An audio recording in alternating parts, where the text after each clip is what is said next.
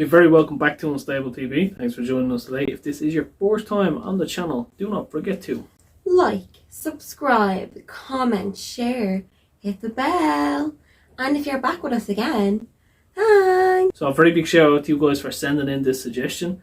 Thanks for talking back and forth in the comments. So Danielle, what is the suggestion today?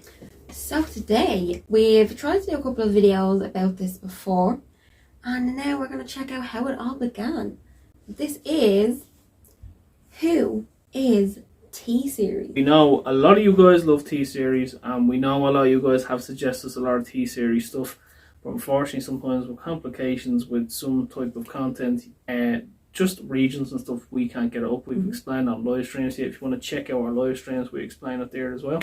So I think without further ado, we will jump straight into this for ourselves and you guys. Let's go! Welcome to Wiser. If you use YouTube, you've probably heard of a channel called T-Series and the current battle for the most subscribed channel top spot between them and PewDiePie. I'm just going to pause this for a minute. Because this video was 3 years ago. T-Series is like 100 million, if I'm not mistaken. Give or take 100 million more subscribers than the second most subscribed channel on YouTube. That's a lot. That's a little bit. Yeah, that's a lot. We can only hope they even have a fraction of what they have. Absolutely. I'm assuming this is PewDiePie and T-Series. Yeah. I think T-Series won that. Yeah. Even though PewDiePie still has 111. Yeah, still an enormous amount of subscribers too. Yep. Let's jump back in. This video isn't about that battle. Instead, today I would like to delve into the origins of T-Series, going back to the very beginning and find out exactly how the company began and how it got to this point. If you're enjoying these videos, please consider subscribing to Wiser. I'm only just getting started and I'm releasing weekly videos on a variety of interesting and informative topics. Okay, let's dive in. The story begins with the birth of Gulshan Kumar in 1956. He was born in India and his father was a fruit juice street vendor, working in the heart of the city of Delhi. Gulshan began working with his father from an early age selling juice, building a strong work ethic when he was young. Years later, when he was 23, he had his first taste of the music industry when his family acquired a shop selling music records and cassettes. When Gulshan saw that this was a profitable business, he decided to start his own venture called Super Cassettes Industries. He began producing cassettes, which were allegedly pirated, and selling them. As he gained more and more success, his company grew. He began to both manufacture and export the cassettes, and also branched out into other ventures. With SCI as the flagship company, he started other companies selling incense, bottled water, detergent, ceiling fans, and a successful real estate business. But SCI and the music industry was where his heart was, and in the 80s the company continued to expand, and before long Gulshan had become a millionaire. He moved to Mumbai to continue the business and was given the nickname Cassette King. It became widely believed that Gulshan had made his fortune within the bootleg cassette market, re-recording and duplicating legitimate cassettes to be sold at a fraction of the price. Coincidentally, the cassette market in India became dominated by pirates shortly after the Cassette King's arrival. However, Gulshan was a smart and business-savvy man.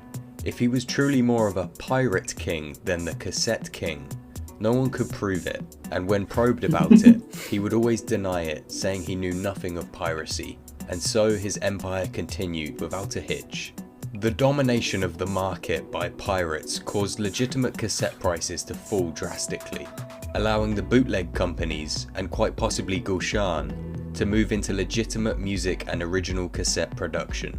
In 1983, Gulshan started a music production company called, you guessed it, T-Series. However, even his legitimate work was somewhat controversial. He began a trend of creating cover versions of popular songs, using cheap artists and musicians, and selling and marketing the cassettes as if they were the original, mimicking cover art as well as the music itself. It was legal, and the cassettes would be labelled as covers, but to the untrained eye... Like, technically what he was doing there wasn't illegal. Yeah. He was saying it was a cover and using it there in the artist's artwork as inspiration, maybe. There's a fine line. I think he was on that line. he was literally standing on it. He was literally the grey area. I mean, yeah. Was it wrong? It wasn't illegal, but was it wrong? That's questionable. But did the public benefit, and did they get to enjoy their music at a lower rate? They may not have had access. Maybe they could afford the cassette player, but the full price cassettes weren't really, they didn't have the money for that. Did it help a lot of artists? In terms of artistry expanding and people being listened to, that probably wouldn't have got the time of day. I'd say that's the beneficial side to it. Or people got their art out. Yeah, definitely. It definitely helped people that wouldn't have been able to get into the studio, that didn't have the funds to actually go out and do the work that they needed to. Because it's a lot of money to make a song. Yeah. A lot of people don't have that. So giving people like that an opportunity is not a bad thing. So we get back into this. Customers would believe that they were buying the original music at a bargain price. The Cassette King's first brush with Bollywood happened in the mid-80s, when he began to produce soundtracks for the films. By 1989, he had found great success in the industry by producing a best-selling soundtrack for a popular film. In the early 90s, he was propelled into the big leagues of Bollywood when he produced the soundtracks for 2 more massively successful films, one of which holds the title of best-selling Indian soundtrack of all time. He became a big name in the industry and gained a lot of attention, possibly too much. Oh wow. Gulshan was working with a music composer, publishing and marketing his solo album under the T-Series label when things started going wrong. The album flopped, and the composer blamed Gulshan and solely held him responsible for the marketing failure. Shortly after, Gulshan began receiving calls from a powerful Mumbai underworld organisation called D Company, demanding money in exchange for his life and business. It's alleged that the composer was behind these calls and had paid the gangsters to harass Gulshan.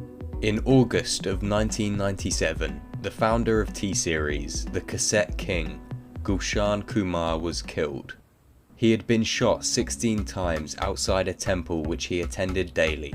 The police accused the composer of having paid for the murder to be committed, but he had fled the country before he could be captured, and never returned. And so, T-Series had lost its king, but it was not the end. The company is now led by his son Bhushan and his brother Krishan. The expansion of T-Series continued, making incredibly successful music, covers, and Bollywood soundtracks. Fast forward to 2006, T-Series joins YouTube, but they didn't upload any videos until late 2010. They began posting popular music videos and Bollywood film trailers, and the growth was incredible. By 2013, they had surpassed 1 billion views on the platform. The outstanding growth of T-Series is due to India's quickly emerging online population.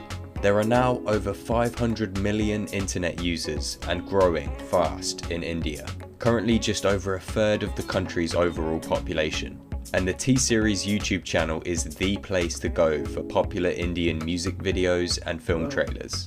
India has emerged as the world's second largest online population, just behind China, where YouTube is, well, blocked, unfortunately. It's worth noting that T-Series also own a multi-channel network, or MCN, boasting 29 channels, 6 of which are among the top 100 most subscribed channels in India. Their 29 channels have a total of over 100 million subscribers, and during January to July 2018, the T-Series network earned an income of $100 million from YouTube. In 2017, T-Series surpassed our beloved PewDiePie, taking the top spot, only to lose it during 2018 in the ongoing PewDiePie vs T-Series war. As of this recording, PewDiePie now leads with a subscriber gap of well over 1 million, but who knows what the future holds.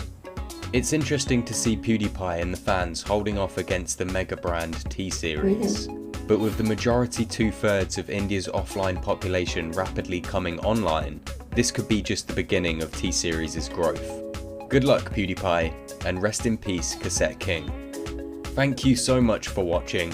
If you enjoyed the video, please hit those like and subscribe buttons. And don't forget to turn on the notification bell to see my future videos.